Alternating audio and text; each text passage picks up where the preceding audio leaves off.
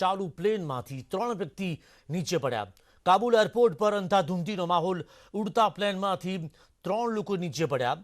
અફરાતફરીનો માહોલ છે અને તે વખતે કેટલાક લોકો પ્લેનમાં બેસવા માટે દોડધામ કરતા હતા. કેટલાક લોકો પ્લેનની પાંખ ઉપર બેસી ગયા, પરંતુ તેમને ખબર હતી કે કેટલી ખતરનાક તેઓ કોશિશ કરી રહ્યા છે. તેમના માટે જીવલેણ સાબિત થશે જો તેઓ પ્લેનની પાંખ ઉપર બેસશે. અને આવું થયું પણ ખરું. ચાલુ પ્લેનમાંથી 3 વ્યક્તિઓ નીચે પડી ગયા. જે વ્યક્તિએ ટેક ઓફ કર્યું પ્લેને, અને તે વખતે 3 વ્યક્તિઓ પાંખ પરથી નીચે પડી ગયા હતા.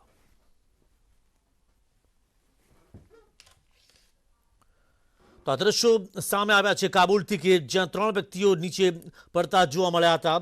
કાબુલ એરપોર્ટ પર જ્યારે અંધાધૂંધીનો માહોલ સર્જાયો છે અને તે વખતે કેટલાક લોકો કાબુલ છોડવા માટે એરપોર્ટ પર પહોંચ્યા હતા. અને કોણ સૌથી પહેલા પ્લેનમાં બેસે તે પ્રકારની રીતસરની દોડભાગ ચાલતી હતી. આ દોડભાગની વચ્ચે કેટલાક લોકો સફળ થયા પ્લેનની અંદર બેસી જવા માટે. કેટલાક લોકો પ્લેનની પાંખ ઉપર બેસી ગયા હતા. આ તે સમયનો આ વિડીયો છે જ્યારે પ્લેન ટેક ઓફ કરવા માટે તૈયાર હતું. યુએસ એરફોર્સનું પ્લેન હતું અને તે વખતે કેટલાક લોકો પ્લેનની સાથે દોડતા નજરે પડ્યા. આવું દ્રશ્ય કદાચ વિચાર્યું પણ નહીં હોય, કોઈએ કલ્પના પણ નહીં કરી હોય કે તાલિબાનો જ્યારે કાબુલ પર કબજો જમાવશે અને તાલિબાનીઓથી ડરેલા, હારેલા, થાકેલા લોકો જ્યારે કાબુલ છોડવા માટે એરપોર્ટ પર પહોંચે ત્યારે રેલવે સ્ટેશન જેવી સ્થિતિ સર્જાઈ છે. બસ સ્ટેશન કે કોઈ રેલવે સ્ટેશન હોય ને ત્યારે ટ્રેનમાં ચડવા માટે જ્યારે લોકો ટ્રેનની સાથે દોડતા હોય છે તે પ્રકારના દ્રશ્યો આ એરપોર્ટના છે, કાબુલ એરપોર્ટના. અને લોકો ચડી બેઠા હતા એ પ્લેનની પાંખ ઉપર. જે પાયલોટ હતો તે પણ અચંબિત થઈ ગયો હતો કે આ શું થઈ રહ્યું છે. કાબુલની અંદર એવી ગંભીર પરિસ્થિતિ સર્જાઈ છે જ્યારે તાલિબાનીઓએ રાષ્ટ્રપતિ ભવન પર કબજો જમાવી બેઠો હતો અને તે વખતે લોકોએ દોડ લગાવી હતી કાબુલ એરપોર્ટ પર. તે સમયના દ્રશ્યો કાબુલથી સામે આવ્યા છે. વિચલિત કરતા દ્રશ્યો. ચાલુ પ્લેનમાંથી 3 વ્યક્તિ નીચે પડ્યા અને તેઓ પટકાયા. એક બિલ્ડિંગની છત પર પટકાયા હતા અને તે વખતે જ તેમના રામ રમી ગયા હતા. તેમણે જીવ ગુમાવ્યો હતો. તો તાલિબાનીઓથી છુટકારો મેળવવા માટે તેમના ખૌફથી ડરી ચૂકેલા લોકો જીવ બચાવવા માંગતા હતા, પરંતુ તે પૈકીના 3 વ્યક્તિઓ કે જેઓ પ્લેનની પાંખ ઉપર બેઠા હતા તેઓ નીચે પડ્યા અને તેમણે જીવ ગુમાવવો પડ્યો. આ દ્રશ્યો એ ઇતિહાસમાં અંકિત થઈ જશે કે તાલિબાનીઓનો ખૌફ જે 1990 અને 94માં જોવા મળ્યો હતો. 1994માં જ્યારે તાલિબાનનો જન્મ થયો હતો. તાલિબાન આમનો મતલબ આમ તો છાત્ર થાય છે. જ્યારે અફઘાનિસ્તાનમાંથી રૂસી સૈનિકો જ્યારે પરત ફર્યા હતા અને તે વખતે તાલિબાનનો જન્મ થયો હતો. તાલિબાનીઓના શરિયા કાનૂનથી ડરેલા લોકો એવું કંપી રહ્યા છે કે જો તાલિબાનીઓની સરકાર આવશે, તાલિબાનીઓ આખા અફઘાનિસ્તાન પર કબજો જમાવી દેશે અને તો તેઓ શરિયા કાનૂન લાવશે. એ કેવો કાયદો કે જેમાં મોટાભાગના લોકોને એવી સખતમાં સખત સજા મળે છે જેની કલ્પના પણ તેમણે ન કરી હોય. ચાબુકથી ફટકારવામાં આવે છે, તેમને ફાંસીની સજા સંભળાવી દેવામાં આવે છે. જે મા દીકરીઓ બહેનો છે તેમને સ્કૂલે જવા પર મનાઈ ફરમાવી દેવામાં આવે છે. એવા તાલિબાનીઓથી ડરતા લોકો કહે છે કે 20 વર્ષ પહેલાં જે ખૌફ હતો તે ખૌફ આજે પણ દરેક વ્યક્તિના ચહેરા પર જોવા મળે છે. જેમાં ચાલુ પ્લેનમાંથી 3 વ્યક્તિ નીચે પડ્યા જેઓ પ્લેનની પાંખ ઉપર બેઠા હતા. તો અફઘાનિસ્તાન પર હવે તાલિબાની કમાન્ડર હિબ્તુલ્લાહ અખુંદઝાદાનું શાસન છે. કાબુલ એરપોર્ટ પર ફાયરિંગમાં અત્યાર સુધીમાં 5 લોકોના મોત થયા અને અફઘાનિસ્તાનમાં તાલિબાનોના કબજા બાદ કાબુલ એરપોર્ટ પર અફરાતફરીનો માહોલ છે. હાલમાં એરપોર્ટ અમેરિકન સૈનિકોના નિયંત્રણ હેઠળ છે. એરપોર્ટ પર થયેલા ફાયરિંગમાં 5 વ્યક્તિના મોત થયા અને અનેક લોકો ઘાયલ થયા. અલગ અલગ વિડીયો જે સામે આવ્યા છે જેમાં એરપોર્ટ પર 3 મૃતદેહ જોવા મળ્યા. મૃત્યુઆંક તેનાથી પણ વધારે હોઈ શકે. સરકારી નંબર પ્લેટવાળા વાહનોની લૂંટ થઈ રહી છે. કેટલાક લોકોએ તેમના અંગત વાહનોની ચોરી થઈ હોવાનો દાવો પણ કર્યો. તે એરપોર્ટ નજીક રહેણાંક વિસ્તારમાં ફાયરિંગ થયું હતું. સરકારી એજન્સીઓની કચેરીઓમાં લૂંટફાટ થઈ. તાલિબાનોનું કહેવું છે કે અસામાજિક તત્વોએ તાલિબાનના નામે લૂંટફાટ કરી છે અને સંવેદનશીલ દસ્તાવેજ સળગાવી દેવામાં આવ્યા. તો આ કાબુલના ન કલ્પેલા ન વિચારેલા આ દ્રશ્યો છે કે જેની હાલની સ્થિતિ બતાવે છે. એરપોર્ટ પર અફરાતફરી છે. કાબુલમાં જેલ ધ્વસ્ત કરી દેવામાં આવી. અનેક આતંકીઓ અપરાધીઓને છોડી મૂકવામાં તાલિબાની આતંકવાદીઓનો હાથ છે. વતન વાપસી કરતા લોકો છે કે જેઓ કાબુલ છોડીને તેમના વતન તરફ જવા માટે જે પણ કોઈ વાહન મળે તેમાં બેસીને જવા માટે તૈયાર છે. કાબુલમાં સ્થિતિ અસામાન્ય બની ગઈ છે. ફાયરિંગ થઈ રહ્યા છે. જ્યાં તાલિબાનોનો કબજો છે તેવા લગભગ 9થી 10 જેટલા શહેરો છે કે જેમાં તાલિબાનીઓએ કબજો જમાવ્યો છે અને તેમના આ જ ખૌફને કારણે અંધાધૂંધી સર્જાઈ છે અફઘાનિસ્તાનમાં. મહિલાઓની હાલત પણ બદથી બદતર થઈ ચૂકી છે. એ યુવાનોની હાલત પણ અતિ ગંભીર છે કે જેમને લાગી રહ્યું છે કે તાલિબાનનો જેમણે વિરોધ કર્યો તેમને પણ તેઓ મોતની સજા સંભળાવે તો નવાય નહીં.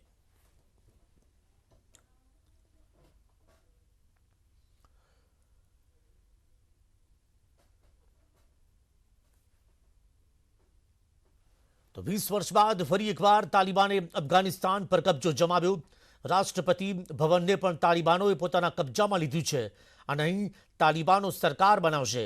રાષ્ટ્રપતિ અશરફ ગની અને ઉપરાષ્ટ્રપતિ અમીરુલ્લાહ સાલે દેશ છોડી ચૂક્યા છે. તેઓ ડરના માર્યા તેમણે દેશ છોડી દીધો છે. તેમણે કહ્યું કે ખૂનની નદીઓ વહે તેવું તેઓ ઈચ્છતા નથી અને એટલે જ અફઘાનિસ્તાનના રાષ્ટ્રપતિએ રાષ્ટ્રપતિ ભવન એ તાલિબાનોના હવાલે કરી દીધું.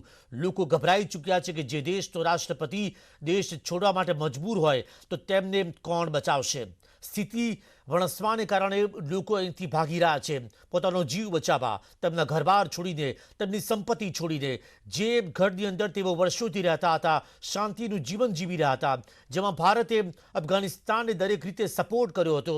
તેમના જે સંસદ હોય કે પછી એરપોર્ટ હોય કે પછી જળાશય હોય આ તમામ જગ્યા પર ભારતે જબરદસ્ત મહેનત કરીને અફઘાનિસ્તાનને આગળ લાવવા માટે તેમની આર્થિક અને સામાજિક સ્થિતિ સુધારવા માટેના પ્રયત્નો કરવામાં આવ્યા. પરંતુ હવે છિન્ન ભિન્ન થતું જોઈ રહ્યા છે અહીંના લોકો કે તાલિબાનના હવાલે જ્યારે અફઘાનિસ્તાન આવી ચૂક્યું છે ત્યારે બદથી બદતર સ્થિતિ થશે. અફઘાનિસ્તાનમાં લોકો જીવવા માટે તરસતા રહેશે કારણ કે તાલિબાનીઓ જે સજા સંભળાવતા હોય છે તેમાં માત્ર ને માત્ર મળતી હોય છે મોતની સજા. તાલિબાનીઓએ રવિવારે અફઘાનિસ્તાનના રાષ્ટ્રપતિ ભવનને પણ પોતાના કબજામાં લીધું અને અહીં તાલિબાની સરકાર તેઓ બનાવવા જઈ રહ્યા છે. રાષ્ટ્રપતિ અશરફ ગની અને ઉપરાષ્ટ્રપતિ અમીરુલ્લાહ સાલે દેશ છોડી ભાગી ગયા. સ્થિતિ બગડવાને કારણે લોકો અહીં ભાગતા નજરે પડ્યા. કાબુલ એરપોર્ટ પર મોટા પ્રમાણમાં લોકો ભેગા થયા અને ભીડને પગલે એરપોર્ટ પર એવું લાગી રહ્યું હતું કે જાણે બસ સ્ટેશન હોય રેલવે સ્ટેશન હોય. લોકોને જ્યાં જગ્યા મળી ત્યાં તેઓ ચઢી રહ્યા છે અને કેટલાક લોકો સામાન લીધા વગર જ ભાગી રહ્યા છે જીવ બચાવવા. જીવ તેમને વાલો છે કે જો જીવતા રહીશું તો રાખમાંથી પણ પેદા થઈશું. રાખમાંથી પણ તેઓ જે ઈચ્છે તેવી જિંદગી તેઓ જીવી શકશે.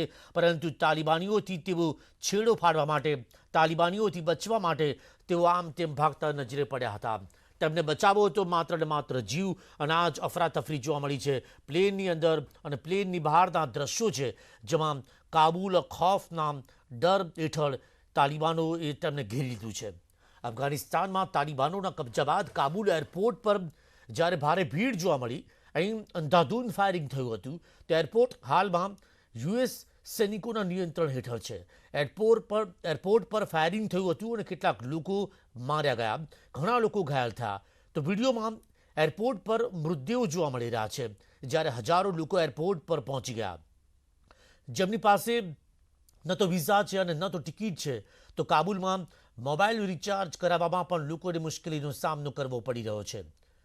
તો અત્યંત દયનીય સ્થિતિ છે એક એવા દેશમાં કે જ્યાં લોકો સુખ શાંતિથી રહેતા હતા જ્યાં બદલાવ લોકો ઈચ્છી રહ્યા હતા જ્યાં સિનેમા પર પ્રતિબંધ છે જ્યાં નિશ્ચિત નક્કી કરેલા તાલિબાનોએ જે કપડાં નક્કી કર્યા છે તે પ્રકારના જ કપડાં ત્યાંના સ્થાનિક લોકો પહેરી શકે છે.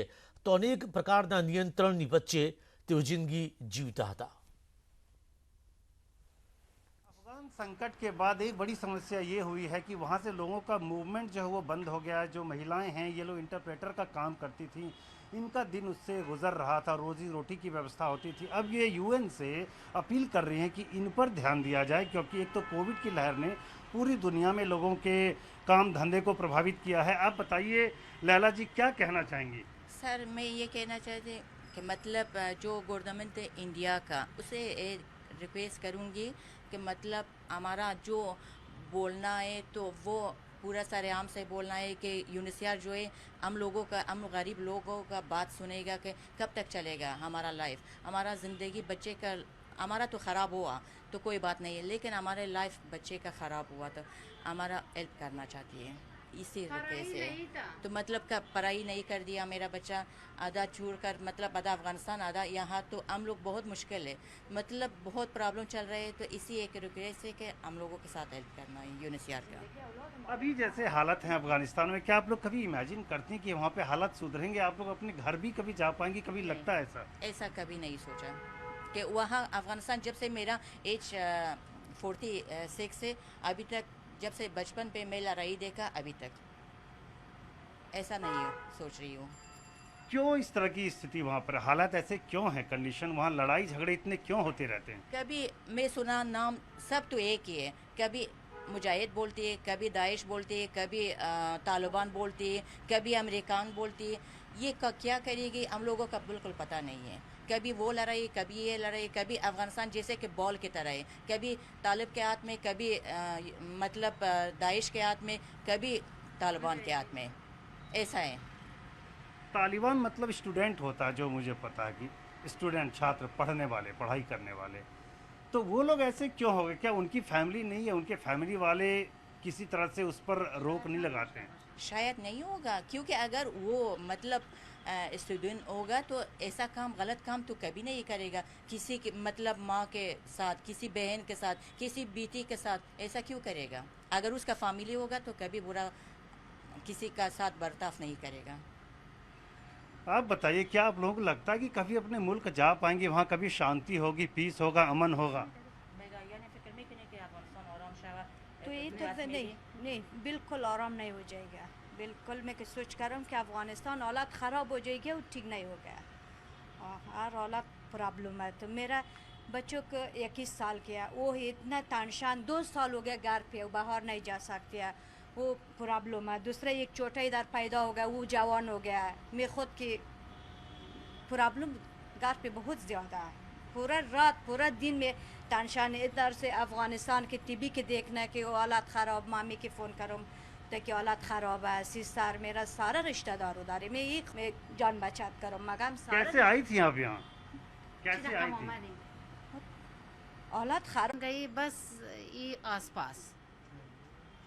चलिए, तो कई देशों में जाकर के शरण ली है अफ़गानी जो फैमिली मेंबर्स हैं, जो लोग पीड़ित हैं वहाँ पर, इन लोगों ने एक उम्मीद छोड़ दी है कि कभी अफ़गानिस्तान में हालात सुधरेंगे और ये अपने घर वापस जा पाएंगे। इनकी इंटरनेशनल कम्युनिटी से अपील है कि पूरी दुनिया में जहाँ जहाँ तालिबान से प्रभावित अफ़गान लोगों ने शरण ली है, उनकी मदद के लिए इंटरनेशनल कम्युनिटी